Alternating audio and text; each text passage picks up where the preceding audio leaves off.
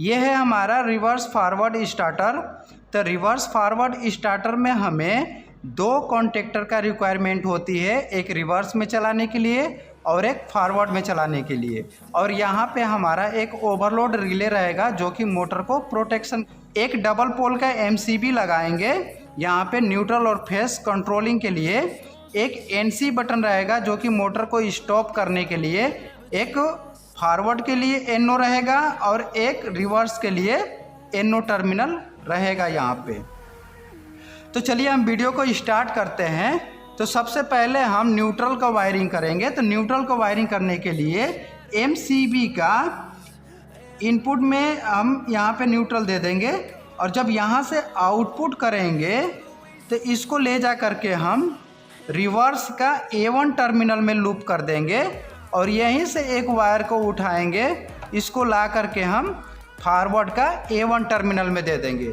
तो यहाँ से हमारा न्यूट्रल का वायरिंग कंप्लीट हो गया। अब हम फेस का वायरिंग करेंगे।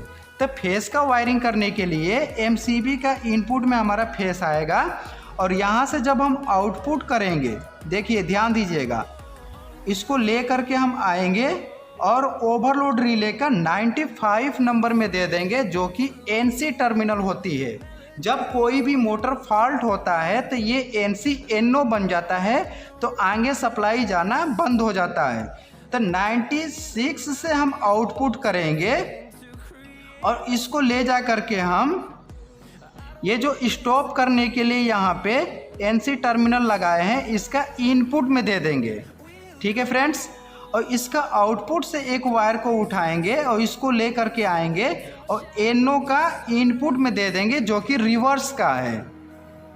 और यहाँ पे थोड़ा सा ध्यान देना, इसका इनपुट से ही एक वायर को लूप उठाएंगे और यहाँ पे फॉरवर्ड का जो NO टर्मिनल है इसका इनपुट में दे देंगे।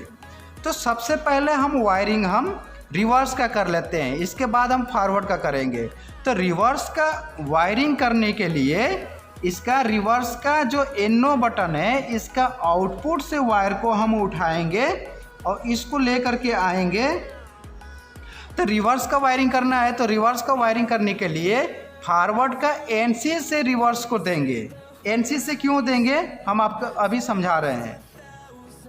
देखिए NO का रिवर्स है, NO हमारा जो पुश बटन है इसका आउटपुट से वायर उठाएंगे और फॉरवर्ड का NC में ला करके दे देंगे और NC से जब हम आउटपुट करेंगे तो इसको ला करके हम जो रिवर्स कॉन्टेक्टर है इसका A2 टर्मिनल में दे देंगे। ठीक है फ्रेंड्स। इसका NC से हम इसलिए दिया कि ताकि हमारा जब रिवर्स कॉन्टेक्टर ऑन रहे तो हमारा फॉरवर्ड बंद होनी चाहिए। बंद रहेगा जब भी हमारा NC से सप्लाई जाएगा और जैसे ही हम फॉरवर्ड को ऑन करेंगे तो हमारा रिवर्स नहीं चलना चाहिए। क्यों? क्योंकि जब हमारा फॉरवर्ड ऑन हो जाएगा तो ये NC NO हो जाएगा। तो NO हो जाएगा तो ये सप्लाई जो हमारा गया है तो NO से पास नहीं हो पाएगा। तो ये आकर के A2 टर्मिनल में हम यहाँ पे दे देंगे। तो जितना देर तक हम पुश बटन को दबाएंगे उतना ही देर तक हमारा ये कॉन्टेक्टर रिवर्स ऑन रहेगा। तो इसको होल्डिंग का सप्लाई देने के लिए जैसे हम हमेशा NC का आउटपुट से हम वायर को लूप उठा करके देते हैं, उसी तरह एज इट इज इसको NC का आउटपुट से ही एक वायर को उठाएंगे और इसको ला करके हम कॉन्टेक्टर का यहाँ पे NO टर्मिनल में दे देंगे। और इसका NO टर्मिनल में इसलिए दे रहे हैं कि जब हम पुश बटन को दबाएंगे NO को तो रिवर्स कॉन्टेक्टर ऑन होगा। तो ऑन होगा तो NO NC बन जाएगा। तो NC बन जाएगा तो यहाँ से सप्लाई हमारा आउट करेगा और इसको ला करके हम यहाँ से आउटपुट से A2 टर्मिनल को दे देंगे। तो हमारा रिवर्स कॉन्टेक्टर का वायरिंग कंप्लीट हो गया। अब हमें फॉरवर्ड का करना है। तो फॉरवर्ड को करने के लिए फॉरवर्ड का NO बटन से जब हम आउटपुट करेंगे तो यहाँ पे थोड़ा सा ध्यान दीजिएगा कि इसको क्या करेंगे कि रिवर्स कॉन्टेक्टर का NC से, जैसे मैं आपको बताया कि एक दूसरे से इंटरलॉक करेंगे। अगर हम इंटरलॉक नहीं करेंगे तो हमारा, जैसे मान लीजिए कि हमारा फॉरवर्ड कॉन्टेक्टर चल रही है, तो फॉरवर्ड में हमारी मोटर चल रही है, तो रिवर्स वाला जब NO बटन को दबाएंगे तो हमारा फॉरवर्ड ऑन हो जाएगी, रिवर्स ऑन हो जाएगी।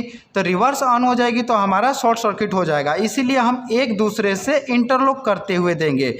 NO का आउटपुट से एक वायर को उठाया और रिवर्स कॉन्टेक्टर का NC टर्मिनल में दे दिया, और यहाँ से जब हमारा सप्लाई आउटपुट करेगा तो इसको ला करके हम फॉरवर्ड कॉन्टेक्टर का A2 टर्मिनल को दे देंगे। तो जितना देर तक दबाएंगे उतना ही देर तक हमारा फॉरवर्ड कॉन्टेक्टर ऑन रहेगा। तो इसको भी होल्डिंग देने के लिए NC का आउटपुट से ही एक वायर को उठाएंगे और इसको ला करके हम आउटपुट से एक वायर को उठाएंगे और इसको ला करके हम फॉरवर्ड का जो NO है इसका इनपुट में दे देंगे, और यहाँ से जो हम आउटपुट करेंगे तो इसको ला करके हम A2 टर्मिनल में दे देंगे। तो आई होप कि आपको समझ में आ गया होगा। अगर समझ में आया है तो चैनल को सब्सक्राइब कर दीजिए। Thank you for watching video.